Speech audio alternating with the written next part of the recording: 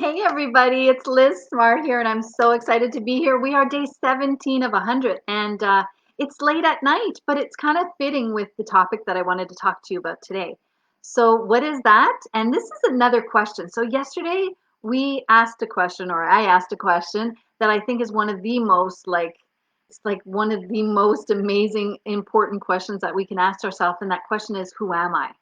Well, today, and I hope that you've. Sorry. Technical malfunction here for a second. So I hope that you took some time, and we have our Sharp puppy over here. So just say hi, Sharp puppy. Say hi. There's Sharp puppy to everybody. So I hope that you all took some time to like cover that question, and it's not just something that you just do on a whim, but really take the time to let it settle in and let the answers come to you. So you can like take the weekend or a week or as much time as you want, and something that you can continuously add on to. So I hope that that's going well.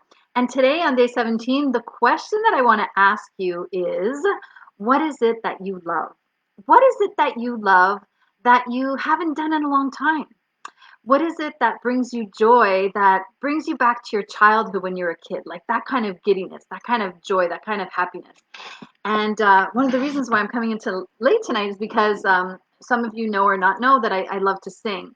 And I used to sing at events, and then I sang at funerals. Just really like I'm the funeral girl. You got a funeral, call me, and I'll sing it for a funeral. And it all started. Well, it started way back when I was like in my teens. I used to sing, and I remember, I'm going to share a story. It wasn't my plan today, but I had I had this teacher, Stan Patrick, and he was an amazing jazz musician, and he was with this.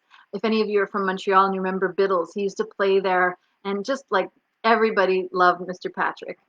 And we had these festivals, and I sang at one of the school events. And I remember after class one time, he was my English teacher, and after class one time, he said, "Mrs. Smart, I want you to stay after class." I was like, "Oh, what did I do? What did I do today?"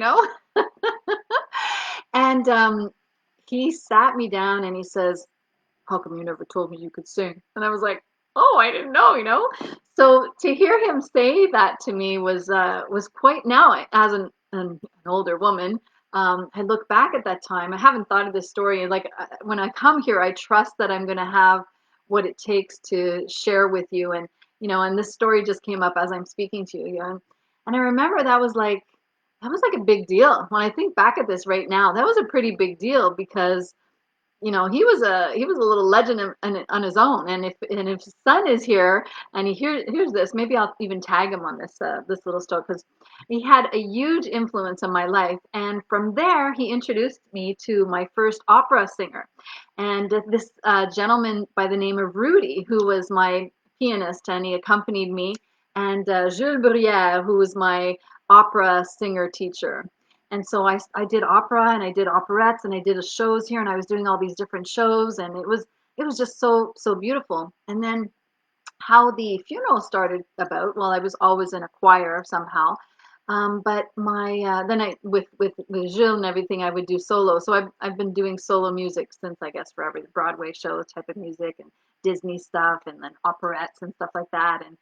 And this gentleman, Gilles Bruyère, had me do this show. And uh, and and but how I got into the funerals was a dear friend of mine, Gigi O'Brien, who when I ran, like it's crazy. I'm telling a story, but I ran for Carnival Queen in our town. And I didn't win the first year, but I won the second year. The first year I got princess, crown princess, and the second year I became Carnival Queen. It's actually the last Carnival Queen of our town. It's the 25th Carnival Queen. And um, and I became very close friends with the organizer. And her husband died years ago, probably I think about, oh, it must have been uh, maybe I guess close to 20 years ago. He passed away, and I just felt like I just caught myself saying, "Can I sing for his funeral? Would you like me to sing for his funeral?" And that there became my singing career for weddings and funerals. And I remember even telling my parents that I was going to do the Ave Maria, like the soprano high, like soprano Ave Maria, and they were like shocked that I could do that. And next thing you know, I sang it, and even my parents were like, "I never knew you could sing like that.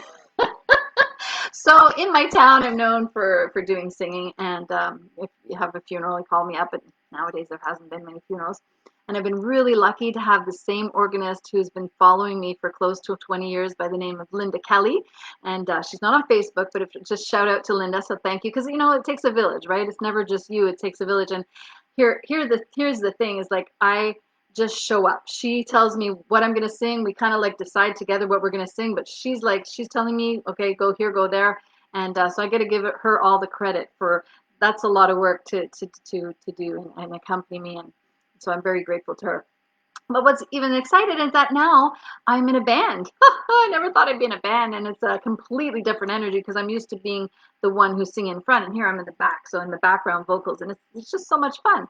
So all this whole story is to say, what is it that you love to do that you stop doing because, you know, you got responsibilities or, you know, your kids are raising your kids or the job is taking up too much time. And, you know, it could be as simple as like going for walks and you stop going for walks because, or, you know, sitting under the stars. Like yesterday I was up north and, whew, man, there's like the stars are just crazy amazing, right? If any of you go camping, you like take advantage of that because like although I'm in a suburb area, there's still too much light that we do see some stars, but nothing like in the country.